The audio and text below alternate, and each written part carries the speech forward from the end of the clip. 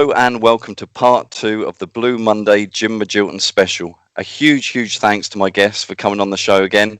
It's day 20 of lockdown. How are things in the Magilton household?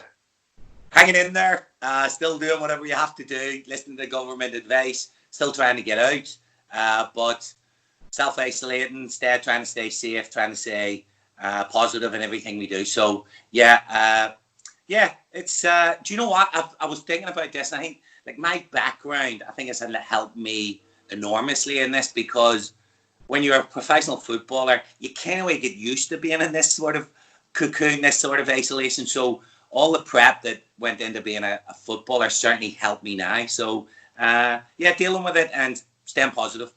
I saw you posted a video of you doing 1,000 keep the uppies in your slippers. The question that we're all asking was that done in one take, or did you just get someone to count the number? One take, Sean. You know I don't know. There's not a degree of dishonesty about me. Let's just say I got the 990 very quickly. I got the last 10 very quickly. You've still got it. I was wearing my socks. So, no, listen, my two nephews are very challenging. They're very competitive. No idea where they get it from. So we had a bit of a challenge that day, and they had to eat humble pie yet again. Yeah, good stuff. I might challenge myself to go out and do that at some point and just record the last three. 998, 909. We hope town fans would have been pleased with part 1, and they really were. It was our most watched video on our channel. Loads of comments. Tell us about some of the feedback that you received from the interview. Yeah, really positive. I'd say, very generous, very complimentary, very honest from most, if not all.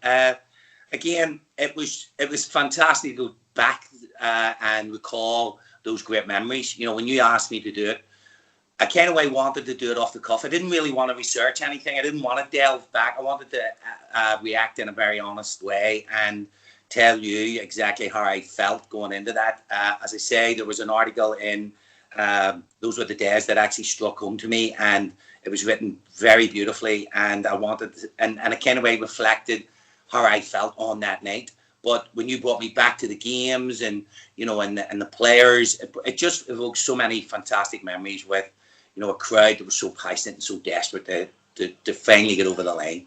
From a fan's point of view, I was amazed that your level of detail and the memory that you had. It was fantastic. I went back and watched the playoff semi-final or the highlights again, and I was thinking, this is exactly how Jim said it. So well played for that. Yeah, I think a lot of professional footballers do have that sort of memory, because they're all selfish buggers, because they only think about themselves, so they think about themselves in the times that they do well, so no, listen, I've always had that sort of attention to detail, and hopefully down the line, if you and I continue these talks, you'll find that when I stepped into the management side of things, I touched upon it only slightly, but definitely it's part of my makeup, and I'm a bit OCD like that. There was one bit of feedback that stood out for me, and I'm just reading it now, and it said, I really like the guy who asked the questions. Very good. Well done, Sean. I like the guy too. Yeah. Thanks, Mum, for that. So let's go. Part 1 took us from your time at Sheffield Wednesday, and then we went to playoff glory at Wembley in May 2000. We pick up the story the day after. You're standing on the balcony of the town hall. Thousands of town fans are lining the streets. Tell us about the parade and celebrations that day. Well, take it back a little bit, back to that morning. I actually woke up with my family, my father, my brother, my 2 brother-in-laws, and my best mate. And they'd kind of taken over the Magilton household for that time. They were season ticket holders at the Gulf. And that morning, it was a beautiful morning. And I remember us just waking up, breakfast was on, and we were sitting there, oblivious to, just trying to relive the night before, the whole going back to the showgrounds and me confiscating the mic and taking over the mic. Lo and behold, shock horror, and reliving that, and then realizing they're going to be late for their flight, and we forgot all about that. And also, I got a late call saying, Jim, where are you? We're about to go on the bus. And I went, what are you all talking about? No, the parade. And I went, what parade?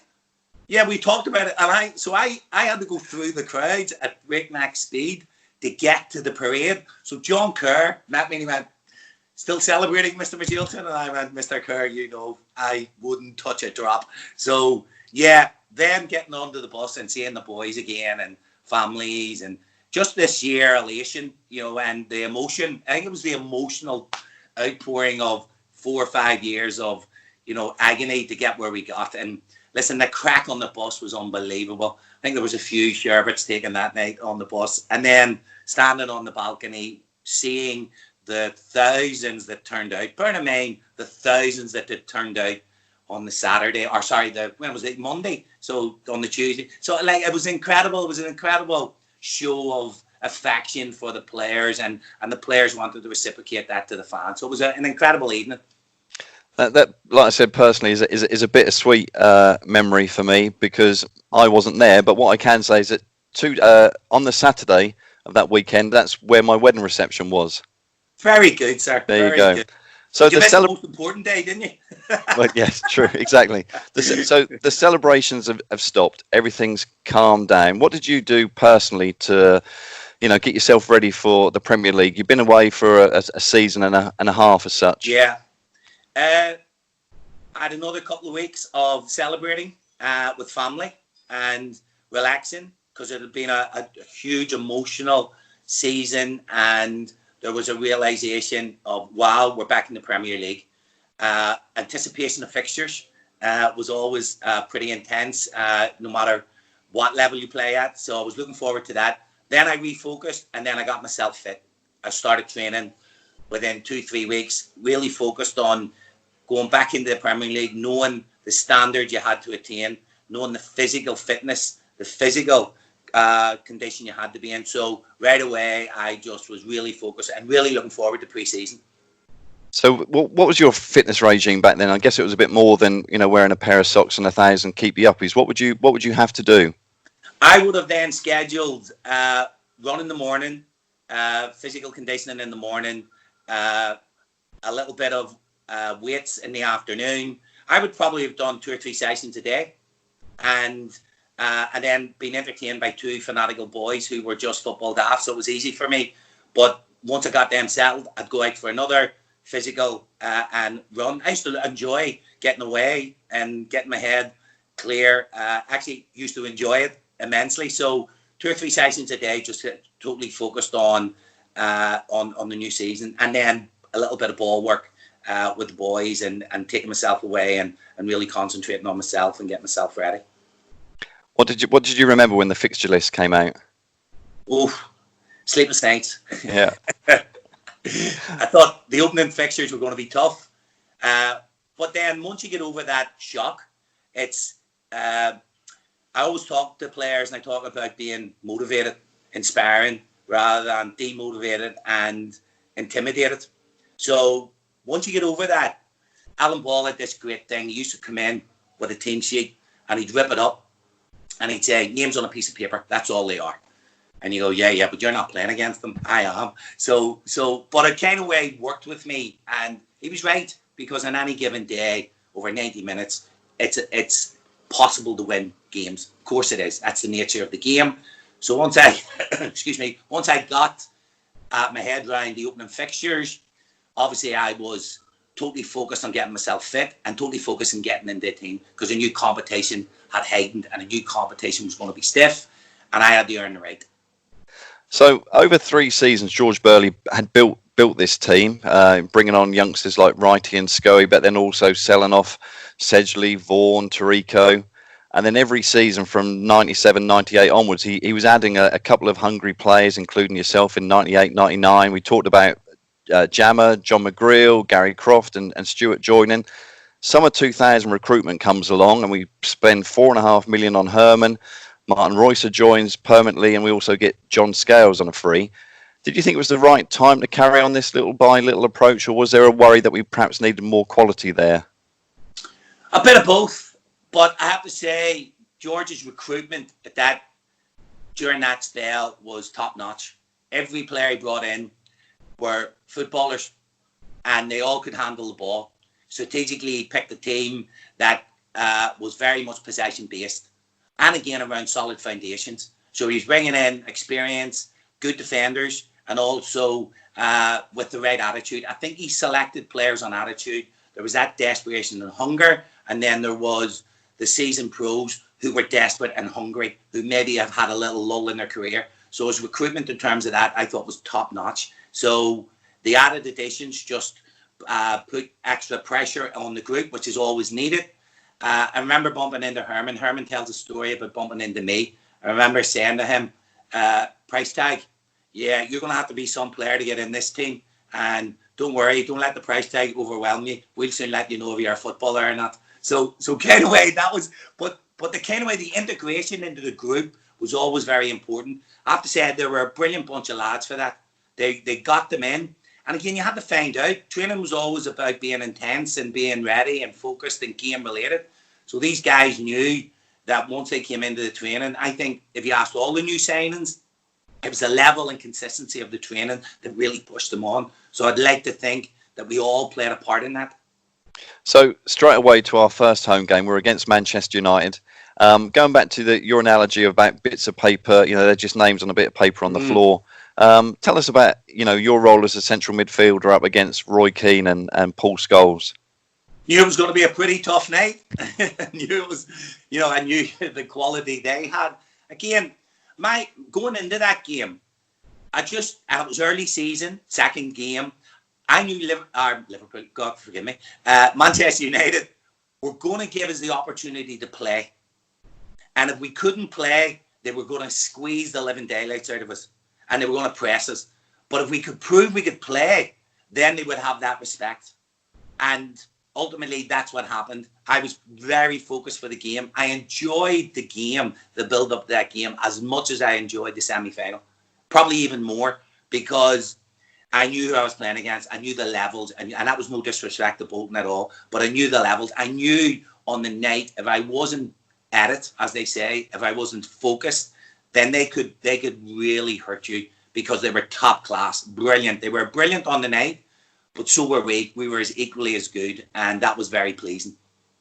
Definitely one of my favourite nights. And, like you say about Manchester United, they had Barthez, Stam, the Neville brothers, Beckham, Molly Gunnar Solskjaer, York, Giggs. Yeah. But obviously, tell us about the moment when Fabian scores to put 1-0 up. If you remember the goal's an unbelievable goal. The build-up play is fabulous. Jono has great awareness, flips him in. If his pass isn't right, and we'll talk about that in quality, and his pass was superb. Fabian was so athletic and was so on top of his game. Fantastic finish. And I remember again the noise. The noise echoed everything from that night, that semi-final night. It just kind of oh, here we go again. Oh my goodness, hers on the back of the neck. Now wise up. We've just scored against, we've just shaken the beast here. Now we need to refocus. Now we need to get back to, concentration. But listen, as I said to you a million times, when a goal goes in, every sense and sensibility goes out the window. Fabian celebrates as only Fabian can, of course. Gorgeous, give himself a little kiss. So it was great. It was absolutely brilliant, and it was just reward for how we played, and great goal. But again, refocus. Let's get back into the here and now. So United equalised from a David Beckham free kick. As from a fan sitting in the stand, nobody goes for it. You look at Richard Wright. At the last minute, is he unsighted by the free kick? Yeah, potentially. I'm not having that though. Should have saved it. No, I'm joking. Listen, we're talking about genius here. We're talking about top players. So potentially, yes. I have this thing about goalkeepers. I do. I just, they're protected in so many different ways. But no, listen, it was top quality. And when you're dealing with top quality, that's why I always knew I wasn't intimidated by any squad. I wasn't intimidated by the physical aspect of the game with any team. My nervousness came with dealing with that quality.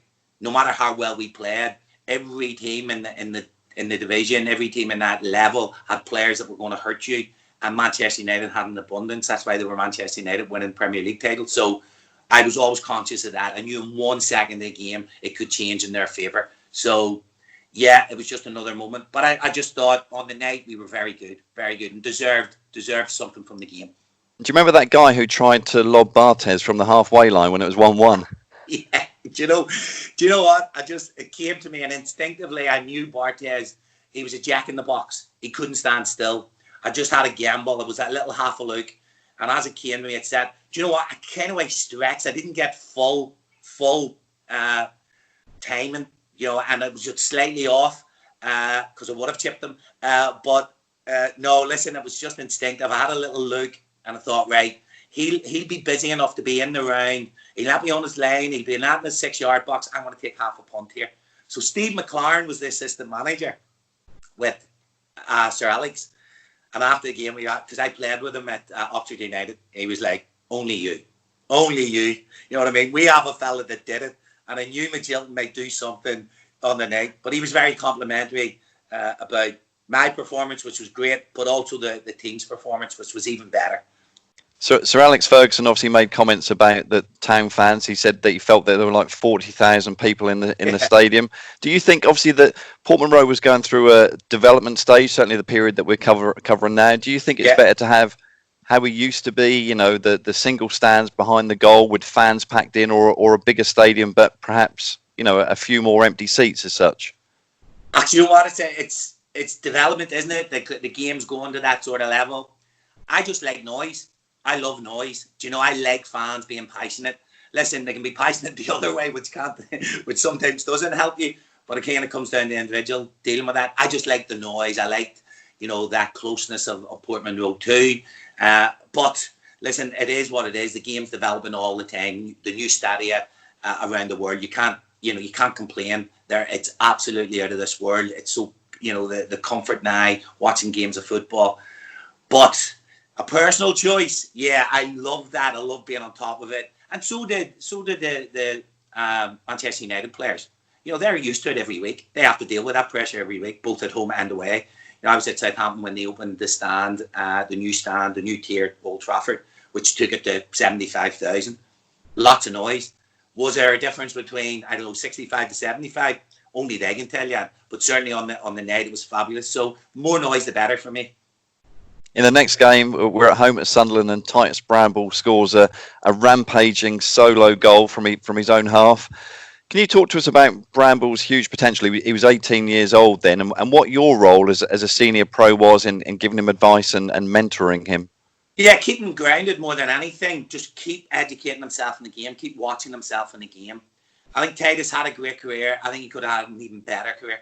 The thing about Titus, and it wasn't his fault, because, again, the old adage of, if you're young enough, you're good enough, get him in, if you're good enough, you're young enough, it doesn't matter what age. So kind of I did that with Conor Wickham, get him in, let's see how he goes. But certainly his overall development didn't take place to a large extent because of his great ability to go straight into the senior game. So he lost a lot of that development, learning from mistakes, playing in the youth team. So he bypassed all that, even playing in the reserves. He bypassed that education. So he went straight. So he was learning on the job. He was making mistakes on the job against the best players. Let's be honest. He's dealing with the best players, maybe across Europe, maybe in the world, the Bergkamps, the Thierry Henrys. So he's learning on the game. So for a young player, it was a huge education. But in all honesty, we probably should have done more with him in terms of like his own personal development, watching games, learning from your mistakes. But he was that good. So it was very difficult because what he lacked in probably his positional play, he made up for pace. And his technical ability was such that, people were making reference to Beattie and people like that. Like, that's another level. But, he tackled like a train. His timing was always pretty immaculate. But he just got lost at times. So positionally, he got lost simply because of the fantastic movement of the opposition and the opposition central strikers. So he was under pressure a lot. But in terms of him as a boy, I loved him. He lived close by. He got it quite regularly from me. He understood exactly the levels. And He had a tremendous attitude, and that's what I always liked about him. Yeah, he played for the youth team, and I watched him several times, and he played as a centre forward. Do you think how his career would have progressed if he'd have stayed up front? Oh, I don't know. He was a battering ram more than anything, I would imagine, and because of his pace. But what he had was fabulous 2 feet, both feet. You couldn't tell the difference with him. He could ping it with both feet, and that was an attribute that because he played left side, McGrade probably played right side or wherever else or whatever makeup of the side we had. He kind of always fitted in left hand side, which meant that he had this unbelievable self confidence. He did have this so it didn't matter which side he came to, he just passed it. And he got a few rolligans from me. If it goes over my head again, you'll be following it. Pass it to me. So kind of way trying to educate him in the game in terms of positional play was one of my roles in the team. But also he had great knowledge and experience around him. So the first half of the season is incredible. You start all 19 matches. There are 10 victories. We beat Leeds away. We beat Liverpool away. We mentioned the draw with Manchester United, and we draw with Arsenal.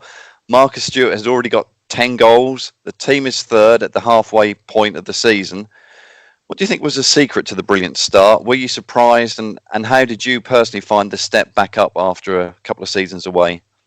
Listen, you were always surprised. It was a lovely, beautiful, unexpected surprise to be third in the Premier League. But as I again spoke about in the last one, was about the quality of the player that had been brought in, and that again is credit to George and his recruitment. I didn't have a problem with the ball. There was never going to be a problem. I felt technically we had good footballers, better than good footballers, very good footballers. Technically, we were aware of our roles and responsibilities within the team. Everybody was absolutely very clear on their role within the team, and that was to get me the ball. They were very clear with their responsibilities, both with it and without the ball. So we set up really well. We were set up really well.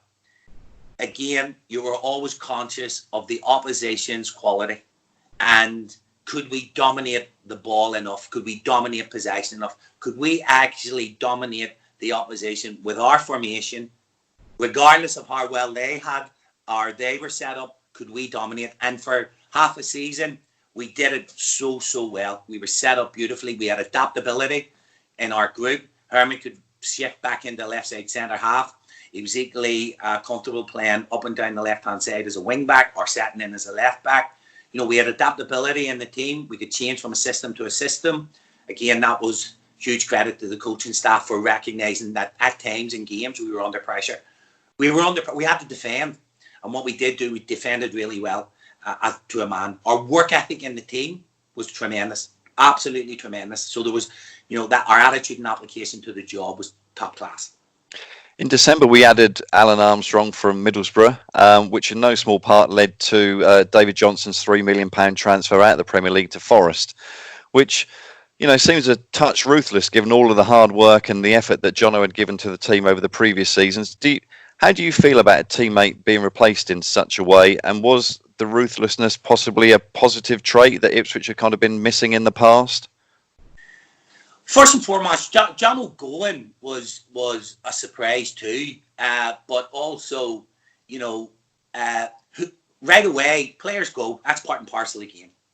Who were we going to replace him with was my thing too, because what John had was blinding pace. And the worst thing for a defender is dealing with that. John played on people's shoulders. He made defenders face their own goal. He made defenders have to think about his position constantly. So he was an absolute pain in the backside for any defender. He was an absolute nuisance. So losing that aspect, blinding pace, was played hugely on my mind, because I'm thinking, well, we're not blessed with, real pace, given the other qualities that the other centre forwards had. So that was a concern. At the end of the day, it was a club decision. Jono obviously went. Bringing Alan, I played against Alan Armstrong, funny enough, for Southampton when he played for Stockport, and they beat us in the quarter-final, I think, of the League Cup. And right away I saw this guy who had pace. Now, not the same sort, but had pace, was physically able to adapt to the Premier League, and also was a good finisher. Alan Armstrong was a really good finisher, and you saw that the moment he came in to train. So Alan Armstrong was again another very good business and recruitment for George and for the scouting team. So John was a loss. I was upset when John went because again his massive contribution to the club, his fantastic goal ratio for the club, and someone else was going to benefit from that. So losing John was a blow, but getting Al in, once you got to know Al, not a problem. So at the start of the new year, 4 league defeats in 5 is our worst run of the season. But then it's followed by another incredible run of 8 wins in 10 games. Liverpool eventually take 3rd place with a run of 7 wins and a draw in their last 8 games. But we go into the last game of the season just a point behind the Reds away at Derby. What are your memories of that run-in? And was a 3rd place Champions League spot, was it discussed? Was it targeted at any point? It was discussed. It was spoken about. Liverpool went to charge in the last game of the season. I think Robbie Fowler scored a hat-trick or something along those lines. Of course it was discussed. But you know what? It was kind of way, it wasn't dismissed by any stretch of imagination. We just had to go and do our business at Derby. It was again, this incredible feeling. It was carried on from the previous season. There was this confidence in the group. Even when we lost the 4 games, it was back to basics. Consistency. Let's work harder without putting too much pressure on each other.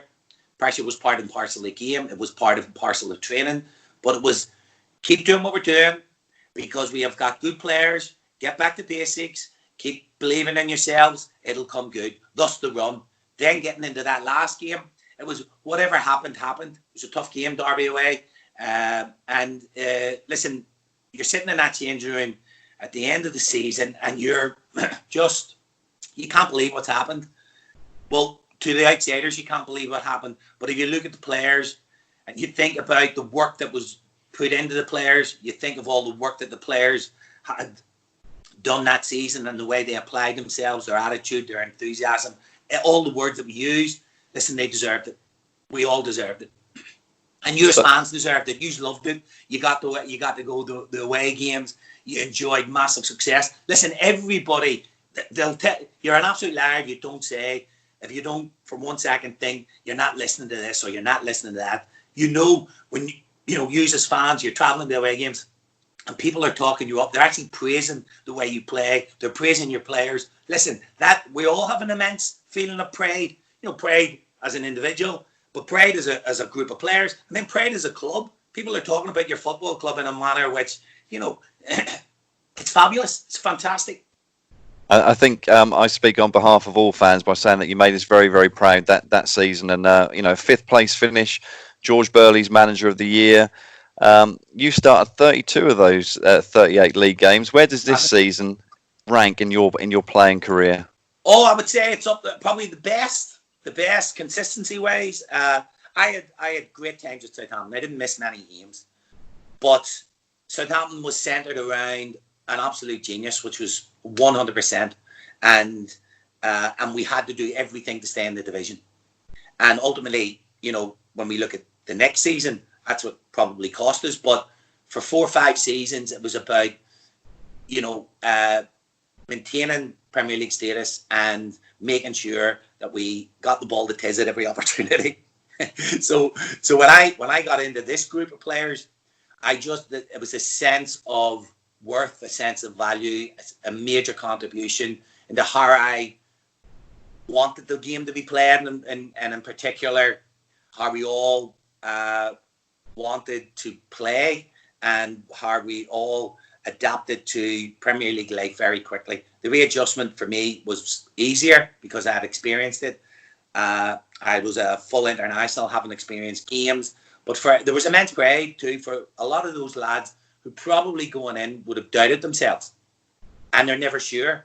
Now they can all talk about self-belief, but once you put yourself under the cosh or put yourself under pressure, and once you cross that white line, it's over to you. And I think they all should take immense pride in how they played and conducted themselves throughout. So it was a lot of pleasure. In the close season, 3 off the pitch decisions kind of still questioned to today in relation to the impact that they had on 2001-2. Firstly, and I'm interested, are they ringing any alarm bells? And I'm interested in your view about changes and how they were happening. So let's pick the first one, the little by little recruitment that we spoke about before, with bringing in hungry players and stuff. That changed. It was overhauled, and in come a flurry of players, including Matteo Sereni, 4.5 million. Finidi George came in at 3.1 million. On top of that, you had your homegrown players of Richard Wright and James Scowcroft then going off to your Premier League rivals. And obviously, we then talk about the demolition of the North Stand and the impact like that. Did any of that ring any alarm bells at any point? No, not really. Simply because you couldn't object or you couldn't criticize George's recruitment up to that point. In fact, all of them had come and established themselves and actually made major contributions. So Matteo Sereni coming in to replace Reddy was always going to be a massive call. So obviously they had done their homework. So you don't know that until you actually step over the line again and you put them into that situation. Finidi came with unbelievable pedigree. Now, whether or not Finidi had gone is another story, but both Matteo and Finidi fitted in. Matteo was a little bit different, maybe slightly more aloof, but actually deep down he was a good lad. And I subsequently have played with Italians in Paolo and Benito Carboni, Paolo Di Canio at Sheffield Wednesday, and I got on super with them. So no, not really. I think Reddy going to Arsenal was not a surprise, and it was and let's be honest, you cannot stop a player from going to that caliber of club. So that wasn't a big surprise. Scoey was more of a surprise, I have to say. Had a really good professional working relationship with Scoey, and I really liked Scoey. But I think that comes down to personal choices too. I think Scoey perhaps felt that he needed to go. He'd been a homegrown player. He'd been at the club such a long time. Perhaps that had crossed his mind. In fact, I can't really remember having a conversation with him. Maybe get him on here and ask Scoey that, and find out exactly what Scoey's feelings on it were. But George felt he could let him go. And again, you can't criticise his recruitment. Did it change the feeling within the dressing room? No, not really. I don't think so. I think you can't change the feeling in the dressing room if you've finished fifth in the Premier League and you're selfishly getting yourself ready for the next season. I was more conscious of the second season, knowing the second season itis type thing. I was more conscious that we had to be even better. I'm more conscious that opposition managers and players knew you better, and they're not daft. So they're going to set up differently. They're going to maybe play differently against you. So you've got to give them credit too. They maybe have worked this out. They maybe have come up with solutions. Or maybe they just, went a different plan to counteract our strengths. So, and that's the game. You're looking at your strengths against their weaknesses. So maybe they worked this out a little bit better. For fans, it was brilliant. And like you say, 4.5 million here, a European Cup winner there and stuff like that. Yeah. One name that did come up a lot during the summer was the name of the agent Jonathan Barnett, who I think he represented a number of our young players. Yeah. What sort of influence would have he had on the younger players? Well, he would have had I know Jonathan Barnett, and Jonathan Barnett would have had a very positive influence on them, and he had a working relationship again with George and a working relationship with the chairman. So if you're and I find this out, if you're working with agents who get you good players, you go back to them. It's not rocket science. If they've got good players and you have a relationship and you build those relationships over many years, then that agent might be able to influence the player to come to your club rather than go to another club. So Jonathan Barnett had a reputation within the club because he represented all the best young players. So that's not his fault. At the end of the day, he's just doing his job. And if George had a relationship with him to try and influence the players, then everyone's a winner in that. Yeah, let's deal with the UEFA Cup first. The club's first return to Europe since 1982, and so for some of those that were young and missed the Bobby Robson era, it was something they were really looking forward to and a really, really special time. You played in 5 of the 6 games against Moscow, Helsingborg, and Milan away. You missed Inter Milan at home. What are your memories of UEFA Cup football that season? It had eluded me through my career. So it was one tick box, thank you very much. And I played in Europe.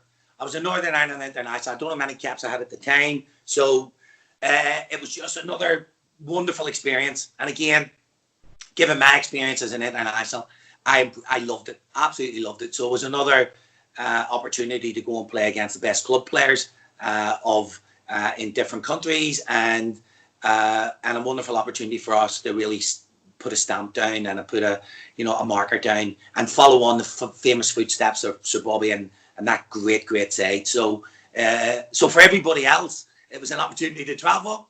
For husbands, it was to get away from wives for a couple of days, get a fantastic experience. So no, there were great games, great occasions, and again, the players matched the challenge and stood up to it. So the fans will want to know, you're in the San Siro. There's 9,000-10,000 Ipswich Town fans there. What was it like, to hear all of the Town fans? We 1-0 up after the first leg. What was it like in that stadium? Phenomenal. You talk about walking into stadiums and the positive effect they can have on you. It reeked of history. It just reeked of history. It reeked of quality. It reeked of nostalgia. It was the great players, and you're walking into that environment. You're getting changed. Listen, I was a surprise inclusion. I went really on the back of not having trained, particularly, and we had a training session the night before in the San Siro, and it was everything. All my dreams come true. It was everything I ever imagined it would be, and had a particularly good night. So I think that it kind of way influenced George and Brian Hamilton the next morning. I think because they felt that I actually wasn't that convinced that I was ready for it, but I think they wanted experience on the night too. So I kind of way played my way into their thinking, and played my way into the team. And I started brightly and then faded because I was nowhere near the levels fitness wise. So whilst it was a brutally selfish, lovely, well done, Jim, it was kind of way, when I looked at it, I wasn't bang at it. I wasn't ready. I wasn't 100%. But again, the manager made the decision. I accepted it. Away I went. And then we listen again. Quality. You look at Vieira. You look at Ronaldo. It was just an incredible. Listen, our fans again were just unbelievable. Like the noise again. It's again the hairs in the back of neck job, and very complimentary from Italian players, and coaching staff after the game. I'm led to believe. So listen, whilst it was mixed with a huge disappointment, personal disappointment, it was a huge satisfaction. You can't walk away from there and not be satisfied or proud of not only how your club's been represented that night, but you're dealing with the great players of the modern era, and you hold your hands up and you accept that. Like Zanetti was a big influence on me. I loved Zanetti. I managed to grab his shirt after the game. So, and I didn't do that on a regular basis, to be honest with you. Not because it was an ego thing. It was just I wanted to get off the pitch. Do you know what I mean? I was probably sulking. No, it was tremendous. I loved every experience you get in football. You've got to enjoy. So we certainly enjoyed that night. Yeah, fantastic memories. Let's go back to the Premier League campaign, which is a bit of a disaster. We have victory against Derby in our second game, where Finidi George is outstanding and probably gets a 9 or 10 out of 10 in the paper. We then go on a run of 15 games without a win. Have you ever known a spell like that in your career, and what contributed to that awful sequence? Yeah, to be honest with you, I probably did. At Southampton maybe at some stage, but I can't recall. But yeah, that was difficult. It was a difficult period because perhaps there was a lot of people were losing belief in how we, played, the way we set up. I think there was a lot of self-doubt was creeping in. Perhaps there was a lack of confidence within the group. I'm sure there was. I'm sure I tried to influence it in a positive way. But listen, it's like when you're going through that spell, I always been told, like, coach players when you're winning. When they're losing, get them out because you don't want that negativity clouding them. Players are aware of social media. They were aware of papers. They were aware of TV. They're aware of the run. And psychologically, that can have a massive impact. And again, it's a character thing. It's how you adapt to that. If you allow that to dictate to you and let negativity creep in, then you're on a loser. So that run of games would have had a detrimental effect. But you had to regroup. You had to gather, a little bit more security and a bit more belief and work hard.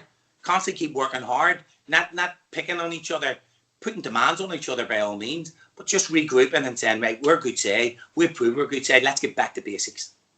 Team spirit was still high during that period? Yeah, but it can't be fractious. Do you know, at the end of the day, we're grown men and the tempers may fray at times.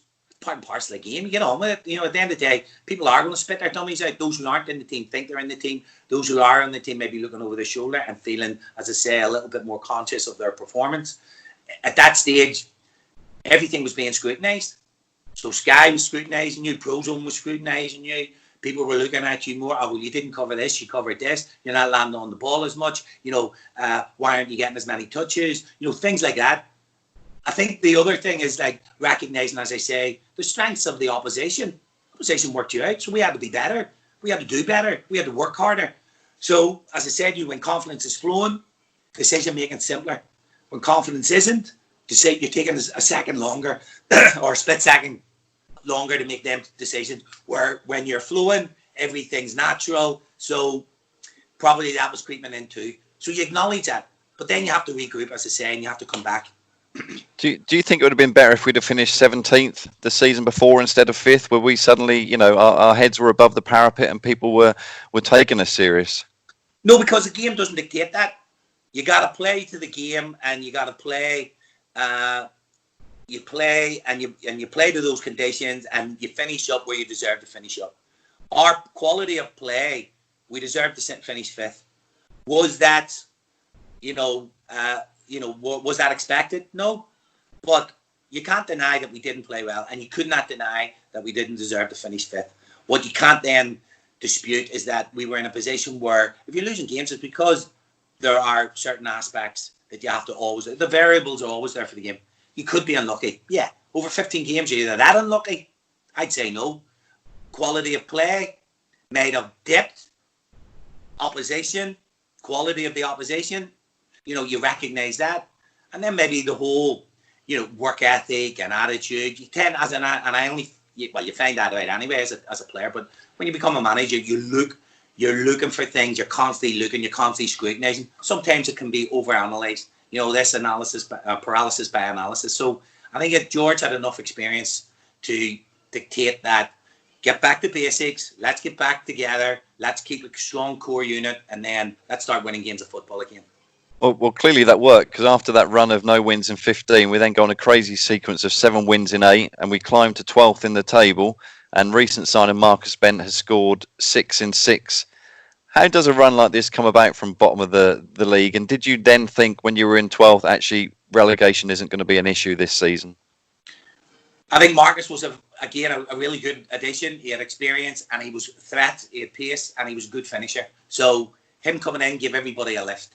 I think that, no, I certainly didn't get carried away. I just wanted to maintain Premier League status. I just thought, let's get back now. Let's get this season done and dusted. If we finish there, fabulous. Relegation's always, again, my background, relegation is always a distinct possibility. I think the highest I finished with Southampton was 10th. The rest was scraping in and just finishing above it. Get the 17th or don't just stay in the league. So for me, it was maintaining Premier League status. Don't get carried away from last year, because we're dealing in the here and now. And the here and now is, what have we done in the past 6 games that have allowed us to win games? Let's stick to that. And then let's see where we are at the end of this season. So that big winning runs, that big winning sequence comes to a shuddering halt when we lose 6-0 at home to Liverpool. From the outside, it looks like it's confidence destroying defeat for us as it starts a run of 10 without a win. Is it possible for a single game to set up a losing run? And what are your memories of that key day? I remember how well they played. I remember again the quality of the opposition. It was Owen and Heskey, Gerrard, and Didi Hamann, and you were talking about top side. So on any given day, Liverpool could have done that to anyone. So again, it happened to us. I was on the bench, and I remember George turning around to me and saying to me, "Warm up." And I remember saying, "What for?" We're 5-0 down. Oh, George, no, there's no hat trick in me today. Definitely not. I'll not see the ball. So Brian Hamilton's looking around and went, warm up. I went, what for? Honestly, what for? I think it was 25 minutes ago. And I think George had a little giggle. He went, Jim, warm up. I went, George, I'm ready. If you want to throw me on. But nah, I'm not warming up. What am I warming up for? They're 5-0 up. So he went, and again, I did have a giggle. I'm sure he wanted to kill me, but so I came on. I missed an absolute glaring chance. Ball's come across, and I've hit it, and I kind of shanked it, and there was a few, and I'm like, oh goodness, here we go.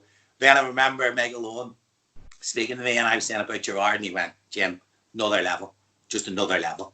And I went, oh my goodness, I've sat and watched, and just in awe. So we lose 6-0.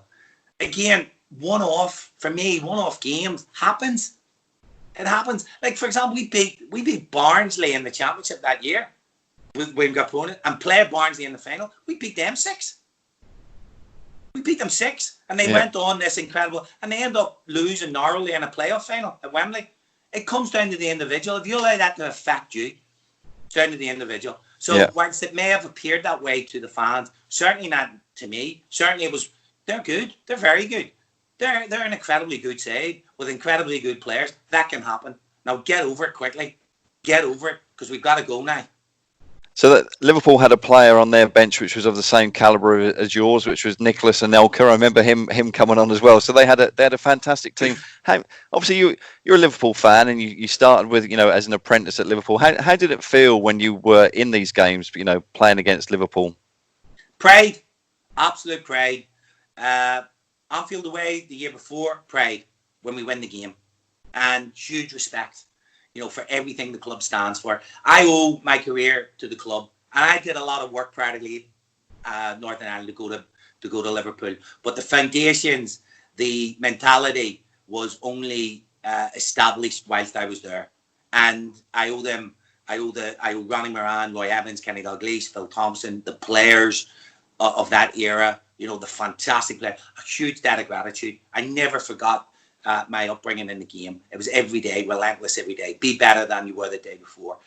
Go out there and train like it's your last day training. And that's, again, that attitude and application and enthusiasm for the game was established there. Now, it didn't take a lot to convince me, because the kind of way I was brought up in that. But certainly, when I played against them, and it was just immense pride. And it wasn't a vindication of, me playing at that level. It was just, knowing that I had played a part in the club. I'd represented the club.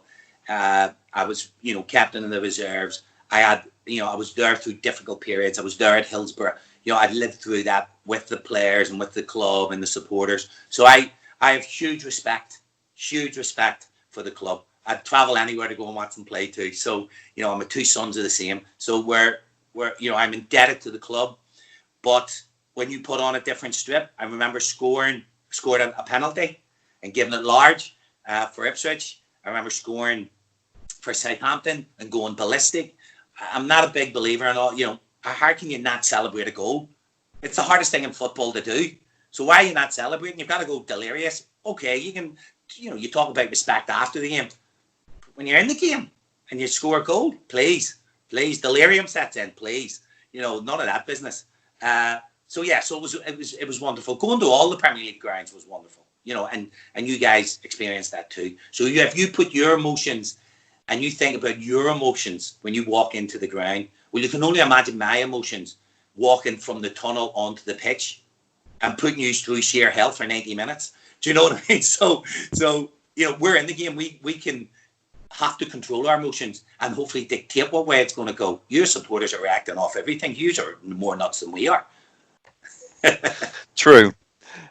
You end the season on the sidelines and you don't feature in the last 7 games, which sees another 5 defeats, and then the relegation is confirmed and another hammering at the hands of Liverpool. Yeah. How do you sum up this bizarre season, and how long term was the damage of the mistakes made by the club in 2001-02? Well, the long term effects has been proven, and we can't get away from that. It was that for me, it was a case of it shouldn't have happened. What should we have done better? It should never have happened. You can't put yourself in that position, right, and not maintain Premier League status. And that's that's my view on it. It had nothing to do with the fact that I wasn't in the team. I was watching the team. I was desperate for us to win, desperate for us to stay in the league. But there were I don't know if there were fundamental errors. Obviously I was a part of it. I was listening. I was involved in sessions. I wasn't even traveling at times to the games, which was hugely disappointed from my point of view. I wanted to have a positive effect. I was trying to have a positive effect with the lads, especially those younger lads or those lads with less experience, to try and keep them focused and motivated. But when it creeps in, it's like anything, momentum going that way is superb. It's like that rolling rock thing. Momentum going that way is horrendous. No matter what you do, no matter what you try and do, no matter how much you're trying to influence, sometimes it just doesn't happen. And it was a huge, huge disappointment. It's probably the most disappointing thing in my whole career. To have that on your CV, relegation, is hugely disappointing. And I think it could have been avoided. In May 2002, George Burley is quoted in an article, and I won't read all of it, but I think he says that you wanted first team football. He couldn't guarantee you first team football, and that you and him had a chat, and he told him that he'd consider giving you a free transfer at some point. You've turned about 33 at this point. What were your options, and why couldn't George Burley guarantee you first team football at Portman Road? Well, that was his. He followed me. I remember it was very disappointing, I have to be honest, given the contribution. It was after, I think the season, there was 1 or 2 games to go. No, I think the season had been completed. And I was getting ready, or there was last game or something like that. So it wasn't long before the season had ended or the season had just ended. And he followed me into the kit room and he just said, right, listen, you can go on a free, basically. And I think I had a year left in my contract. And when he said it to me, inwardly I went, I'm not going anywhere. Nah, I'll not be going anywhere. But that's up to you. I went, that's fine, thank you, I'll consider my options. And that kind of way. And for George and I, that was strange because I would like to think we had so much mutual respect for one another, for his contribution to my game and my contribution to him and the football club. We, as I said, we didn't have conversations a lot, but there was a great deal of respect. So, listen, he had to build and he wanted to build, and it was a rebuilding at 33. Am I surplus to requirements? Probably. But was I going to go? No, I wasn't going. So regardless of who was coming into me, no, I wanted to come back. And again, it was probably the stubbornness in me. I'll show you, and it wasn't him. I wanted to show others. I had a disappointing season, there's no doubt. I struggled fitness-wise. I wasn't fully fit. No excuse. I was left out. We got relegated. Then I wanted to play a part of us getting us back in. Lo and behold, I didn't really know what to expect. But I came back pre-season, flying fit again, ready to embrace the new season. At the tail end of the season, ITV Digital went bust and had quite a major impact on Ipswich Town's finances, along with the other teams. Derby and Leicester got relegated with us that season, and I think all 3 teams eventually went into administration. That led to a dramatic dismantling of the team. Bramble and Stewart first to go. Jamie Clapham, Herman's gone. Darren Ambrose follows during the season. How is this type of situation explained to you as players? What conversations are being had with agents, and how hard is it to focus on your football when there's chaos all around you?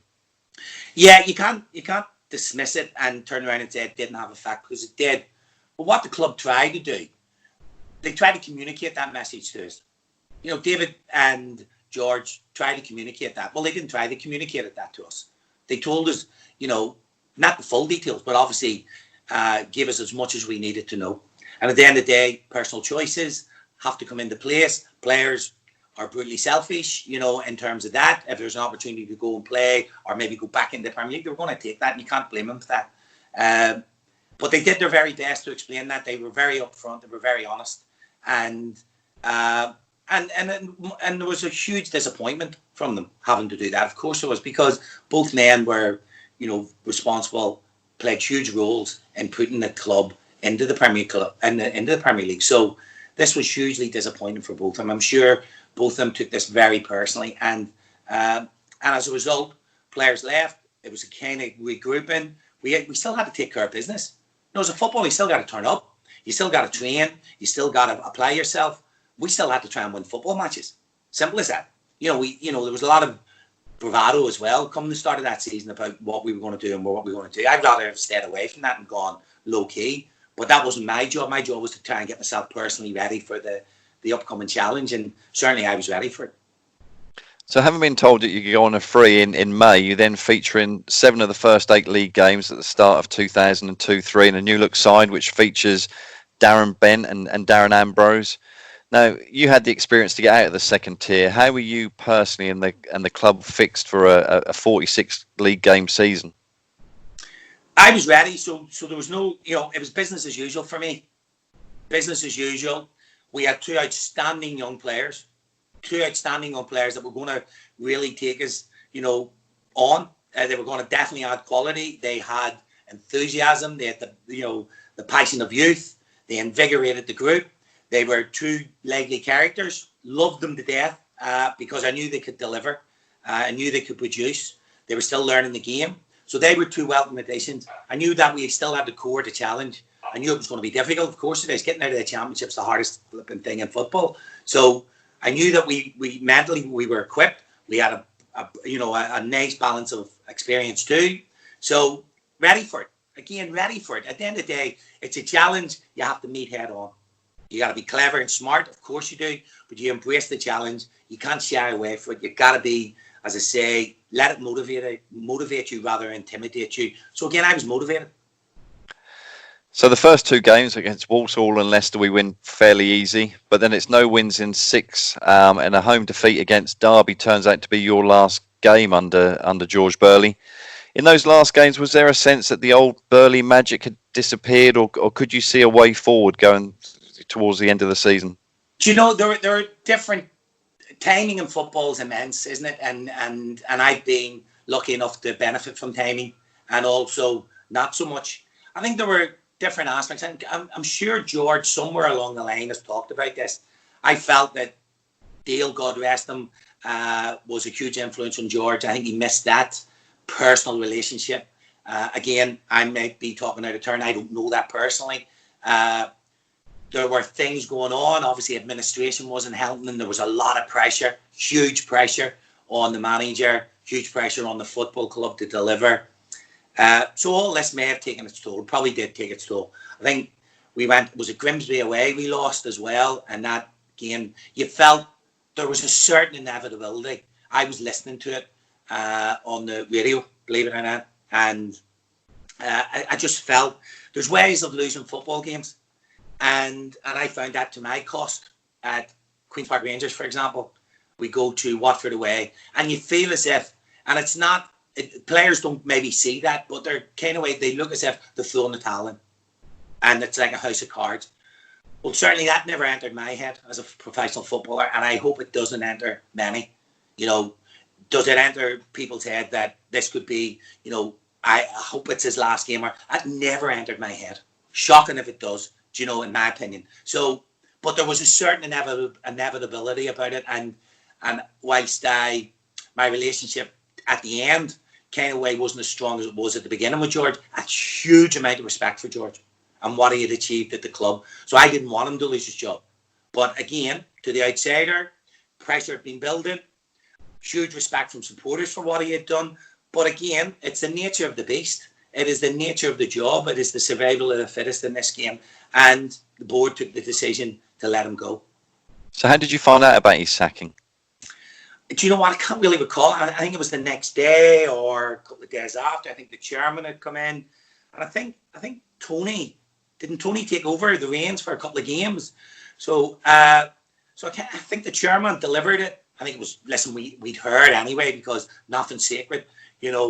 Football clubs are historic about sibs. They look like sibs. You probably found out before I did, Sean. So it kind of got out there, and then there was that inevitability. But it was a sad day, because we owed a lot to George.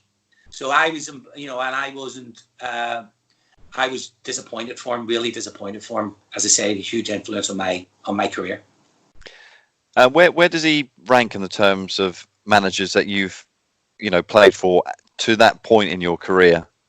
Yeah, George is in my top 5. There's no question. It's only when people had asked me and I look back, and I don't like looking back, right? But when I did look back, I had 12 club managers, ranging from Phil Thompson at the beginning and Kenny to a degree to Joe Royal. And influences on me was Tomo and Brian Horton, who took a chance on me at Oxford. And then Joe had a major influence on how I retired, if you like, hung up my boots, because that wasn't easy. And then there's George. George gave me a fantastic platform to play, an unbelievable platform to go and play, and trusted me. I had his respect. I had his trust. I never misplaced that trust, or didn't try to. I had a great professional working relationship with him. And when you get that with a manager who hands you the reins, then my confidence and self-esteem was very high within that group and within the club. So I own that. But he was a top-class manager, one, because of his consistency and his message and his delivery of sessions every day, and two, because he was very honest. I always found him honest. When was the first time that you spoke to George after he'd been sacked, and how did he take it? I think it was the game, didn't he? He took over Derby after, did he? Was at his next club. I think it was just actually... I think he might have sent me a text wishing me all the best when I became manager. But playing... I think it was just a mutual, how are you? A bit of a smile and a bit of a handshake, and away we go. I'm here to beat you. So, and when I do, I'm going to be smiling and shaking your hand. So, and then that's it done. But yeah, I think he came with Derby the next year, didn't he? And we beat them. I think we beat them at home. So there was pleasure in that. But yeah, just fleeting. Nothing too much, no. So, that's the nature of the beast. I was a player, he was a manager. He mixed in different circles to me. Well, I think now is probably an apt point to end this interview. If you think part one, we finished with the highs of Wembley, and part two, like the difficult second album, we talk about relegation and our manager's just been sacked. So hopefully we can arrange a time to go from part three, and we take from the Joe Royal era to when you start managing the club and stuff like that. But for me personally, I think it's been absolutely fantastic. It's another hour of brilliant talking. Sean, listen, I've got a wee thing for you too, okay? So part three, I'd love to do part three and get that off my chest, because this has been great. This has been, an opportunity to recall certain events. And I say I'm a very positive person looking that way, but this has given me an opportunity to reflect, and that's important too. So thank you for that. You've done a fabulous job again. But this is the jersey I was supposed to wear and didn't wear, right? So this is the Inter Milan at home. Okay, so that's for any fan. If you want to get it out there, that's for a fan. That's not for you. Okay, so I'm just putting that. But you've got this one, so you've got the Magilton one. Okay, so that's that, and that's the Magilton one. Okay. Wow. So that's for you personally. So thank you for conducting this in a very professional, fantastic way. But that's for a punter. If you want to throw it out there, this is the Inter Milan one. I never wore it, so at home, but I wore the away one. So I've got that one up on the wall. This is the home one, so that there's never been worn. Yeah, definitely never been worn. So to any punter who wants it, you can do whatever you have to do. If they want it signed, great, I'll sign it. If they don't, they want to keep it like that, happy days, whatever way. So we'll arrange something to raffle off just the one shirt. You said the other one was for me, didn't you? The other one's definitely for you, because you've been hammering me and chasing me for so long. It's definitely for you, Sean. Well, I've never owned a player shirt before, so I'm very honoured and very proud of that. Thank you, Jim. Pleasure, absolute pleasure. Look forward to speaking to you again on part three. Take care and stay safe. Love you, Sean. Thank you.